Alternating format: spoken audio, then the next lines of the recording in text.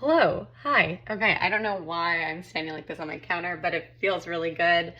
It's a Sunday afternoon, which is why I look like this. I'm in my sweatpants. I did not plan on filming a video, but I just got back from the farmer's market and my fridge is pretty stocked. And many of you already know this, but I'm a former food editor. I used to work at Food 52 and I'm still a very enthusiastic cook. I still cook most of my meals at home. And I guess I would say that I'm like a moderate plus healthy eater. I cook primarily from whole ingredients, and so I thought it might be interesting to just show you what my fridge looks like when it's sort of packed and prepped for a week of cooking. So let's get in there. All right, here she is. Actually, she's looking very cute right now. I don't know if the same will be true of my freezer as soon as we look in there. But let's do a quick tour. So the first thing that you might notice is that I have like 1 million jars of fermented things. I mean, truly, like it keeps going back.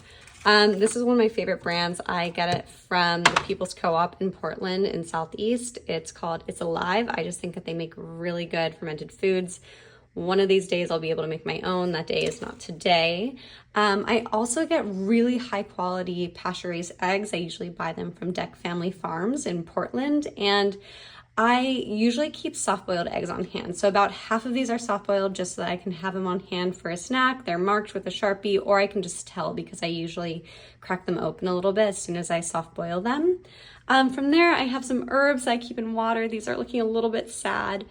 I'm really a big fan of like fancy coconut products. This one from Coconut Cult is ridiculous, but it costs like $9 and I just eat a spoonful of it every day. It tastes like chocolate milk. It says all these things about probiotics. I honestly don't know. It's just really, really good.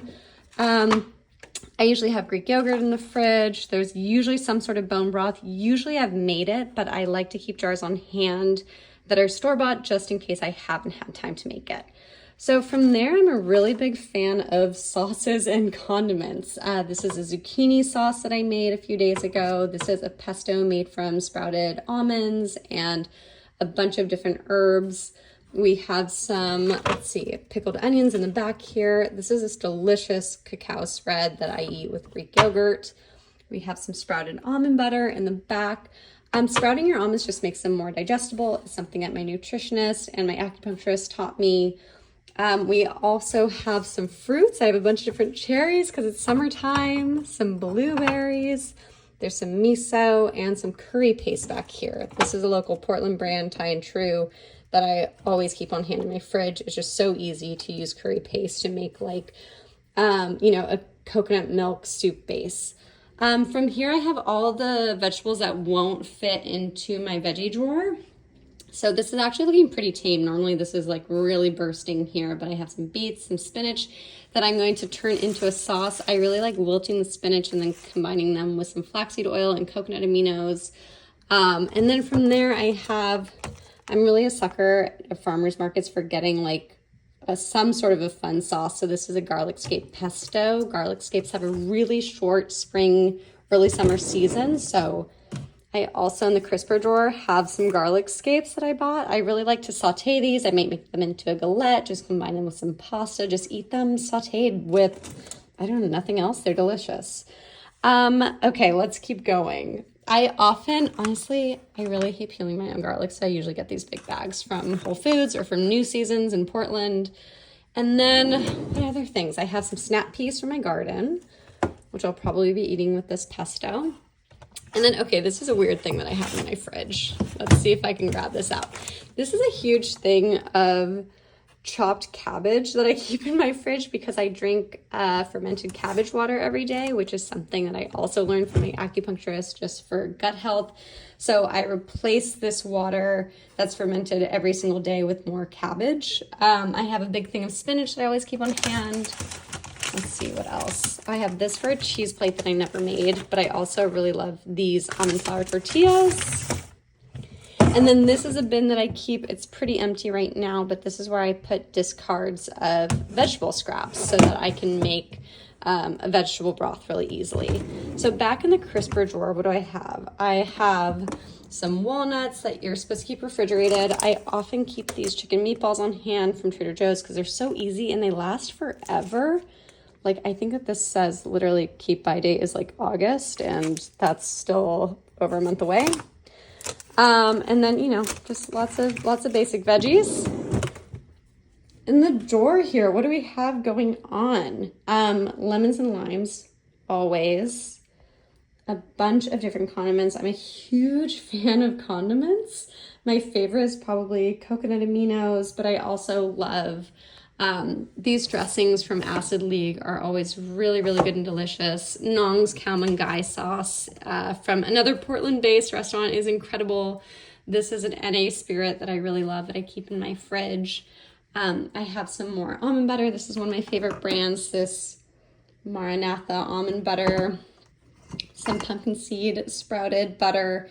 This is really delicious with apples. And I also have, honestly, I drink whole milk or animal-based milks, but I often just have this cashew milk in the fridge, again, because it's really shelf stable until you open it. I have some aloe vera juice, which can be really good for digestion, flaxseed oil, and that's what my fridge looks like. Should we head into the freezer? I'm honestly afraid to open this, but oh my God, chaos. Okay. Let's see, some frozen sourdough, some lentil tempeh. I make a lot of things and I freeze them. So I have tons of soups on hand pretty much at all times, a lot of different proteins. This is some Pacific cod fillet, some more tempeh, another soup. These are one of my favorite things in the entire world, these super cubes, because you can freeze things in 1 cup portions. So I'll just pop this out and then be able to reheat it.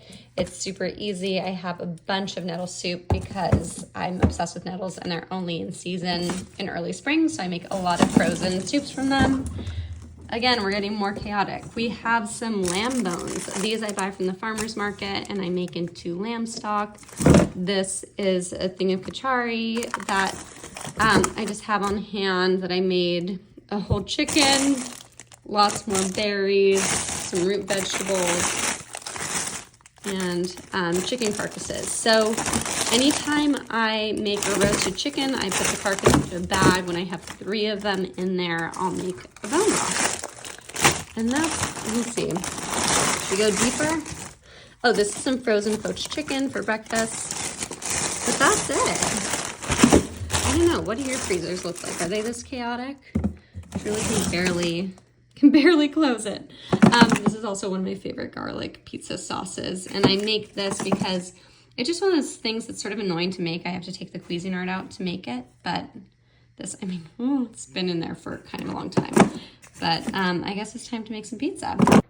Anyways, I hope that was helpful. I successfully knocked over like 10 of the cards that are on my fridge over the course of filming that. But let me know what you think. What is in your fridge? Do you have as many fermented foods as I do? Do you have as many random bones in your freezer? I'm curious to hear.